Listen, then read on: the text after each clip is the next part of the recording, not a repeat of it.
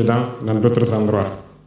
Et je pense que tous les Africains devraient comprendre qu'est-ce que c'est que ce phénomène, d'où il vient et qu'est-ce qu'il faut faire pour se prémunir d'un tel phénomène. Malheureusement, nous sommes au regret de constater que certains Africains ne se réveillent pas.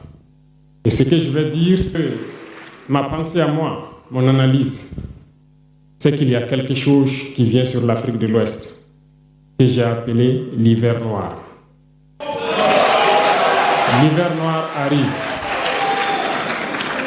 Il sera un hiver très froid, un hiver sanglant, un hiver meurtrier. Vous allez me poser des questions, pourquoi? Eh bien, en fondant la Confédération de l'AES, nous avons senti ce froid venir. Et tous les jours que Dieu fait, nous nous évertuons à trouver des troncs d'arbres pour allumer un feu qui va réchauffer le cœur des Africains, un feu qui va réchauffer les mentalités et le sang des Africains pour nous unir autour. Nous nous sommes évertués également à faire la chasse aux loups pour essayer d'utiliser leur peau pour faire des manteaux pour nous protéger du froid de l'hiver. Nous nous sommes évertués à construire des montagnes, de grandes montagnes pour briser le vent de l'hiver qui devrait s'abattre sur nos communautés. Malheureusement, force est de constater que certains Noirs sont là tous les jours à arroser nos troncs d'arbres d'eau fraîche pour qu'ils ne puissent pas brûler.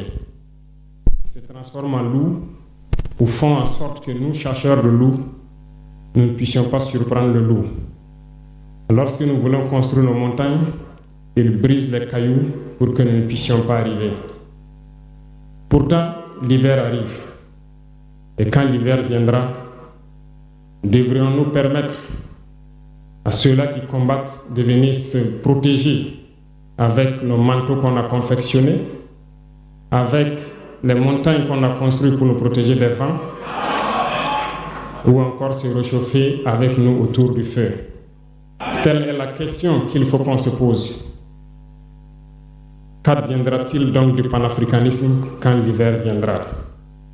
L'hiver viendra parce que la guerre se transporte en Afrique de l'Ouest. Les impérialistes font tout pour mettre l'Afrique de l'Ouest à feu et à sang. Mais du sommet de l'État jusqu'à certaines populations, soit nous faisons semblant de ne pas voir venir le danger, ou bien nous sommes nous-mêmes complices de ce qui va arriver.